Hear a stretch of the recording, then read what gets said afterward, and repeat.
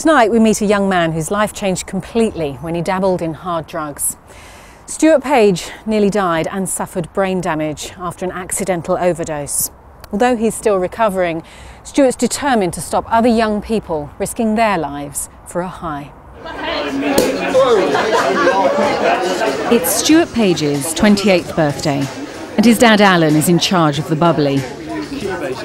It's a birthday the family feared Stu would never see, because nearly 3 years ago, Stu, an up-and-coming Plymouth DJ and musician, took a mixture of illegal drugs and nearly died. Every year's a celebration because we thought we'd lost him. So. His best friend, Sean Amos, saved him. I think the doctor said it was a matter of minutes before it was too far, but it's lucky, I guess. Most nights I wouldn't do it, I'll kind of just go down the pub and have a couple of drinks, and if I would have been told a bit of what could happen to you, no, I probably wouldn't have done it.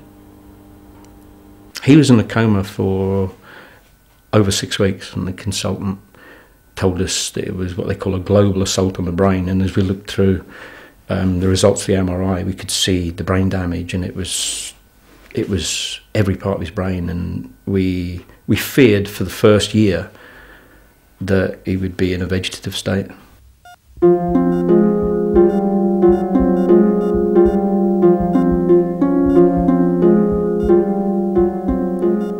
Stu woke up, unable to see and barely able to move.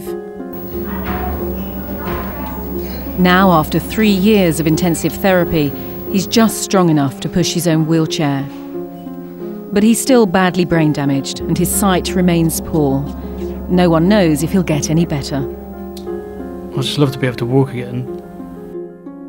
And Stu has another goal: to warn teenagers about the dangers of drugs. Soon he'll be meeting his first group face to face. I'm trying to turn it into a positive thing, and I think I'm achieving that. DJ Spinz, Stu was a talented musician, known on the club circuit as DJ Spinz, and a member of the hip-hop band Scribes. Stu was the main one for making the music, and I think he could have gone on to do anything in music pretty much. But everything changed one night in April 2007. After hitting the bars, Stu's mates went home, but he carried on. He'd already taken cocaine, then he asked a friend for something else. I didn't really know what it was. I just said, have you got something that will send me to sleep? And I kind of trusted him, and that was bad trust, really. What Stu took was methadone, a heroin substitute. He'd never taken it before. Sean called round later that morning with no idea that something was wrong. We were knocking on his window and he wasn't answering, ringing the bell, and he wasn't answering, ringing his phone. So he ends up throwing stones, and eventually his roommates woke up and kind of begrudgingly let us in. And he was in his bed making very guttural snoring noises, and we kind of assumed he was just still hungover. So we spent about maybe 5 minutes trying to wake him up. I think we threw some water at him, and when he didn't wake up then, it was kind of apparent that something not entirely normal was happening.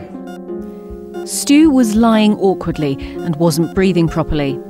At Derriford Hospital, his parents were told it was touch and go. A combination of the drugs and the alcohol caused something in his metabolism to shut down. He had a hypoxic brain injury caused by a lack of oxygen in the brain. A doctor took me to one side and said, it looks very serious. He was within an hour of death. His friends were horrified. There were certainly people you could think of who took risks a lot more regularly and a lot more willingly than Stu did. So I think it was a bit of a shock that it was him out of everybody that we knew. Mic check, testing 1, 2. All right, let's just see how this goes. Yeah. Tread carefully, the enemy is right on your heels. A new Scribes album is in rehearsal here at Music Zone, an education charity where Stu was once a youth leader. Coming back here for therapy and working with the band has been his lifeline. It's also the trigger for Stu's new campaign to warn teenagers about what can happen. What do you think people think you're in the wheelchair for? I think people just assume like too much. You know, assume something else happened to me. I was in a car accident or something. Just people don't realise that it's probably drug related. You know? I don't think it would ever occur to them. It was I know, that's what I mean. That's what I really want to talk about. And, you're actually like living testament as to what can happen. You know, I think that's what the kids haven't. I think that's what they don't get direct contact with. You know, they probably get told all the time. You know, don't do drugs and stuff like that. But they don't actually see like the real consequences and stuff. Stu's mum Maddie hopes he can make a difference. Do you believe that? Will young people ever listen? Do you think? Well, I think, you know, listening to a message is one thing, but perhaps seeing Stuart, you know, a young person in a wheelchair, look what's happened to him, it might have an effect. I mean, if it helps one child, you know, it's worth it, isn't it? Today is Stu's first chance to find out. He's meeting some Plymouth teenagers who've been taken out of mainstream education for a while. It's a low-key start to what he hopes will be the first of many visits to schools. They like his music. Will they want to hear his story? I said, mate, can you give us something that will send me to sleep? And he said, yeah, all right, it'll be around. And he come around and gave me like quite a large dose of methadone.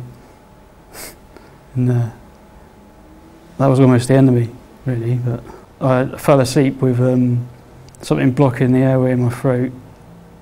And I kind of slept like on a funny angle or something. And because of that, I'm in a wheelchair. Basically, I'm having to relearn everything again, if you know what I mean. You just don't associate drugs with wheelchairs, do you? You just assume they've had a car accident or something, don't you? And that's kind of the main point I want to get across. Just stay away from drugs, you know. Yeah, I'm really lucky, you know. You know, I was like that close to, you know, dying and stuff. That freaks me out. Yeah, live each day now, doesn't it? Cheers for that, you put a lot towards me. It seems Stu's message has hit home. I thought it was great. I didn't know what to expect. Kids were great, I thought, you know. Stu now wants to carry on teaching a lesson he learned the hard way. I kind of lay in my bed and I'm thinking, just why did I ever do it? Why did I have the need to do it? You know, do that to myself. I just feel like ashamed that I've put my body through that.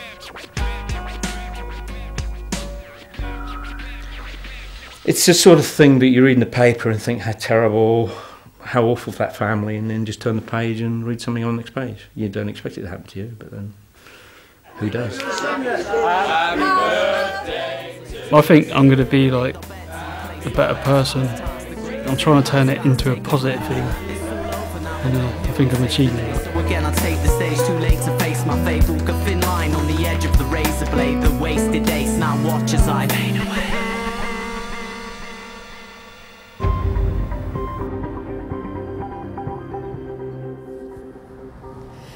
Winter is a sleepy time for many of our wildlife sanctuaries. But down there, on the Somerset Levels, it's a very different story.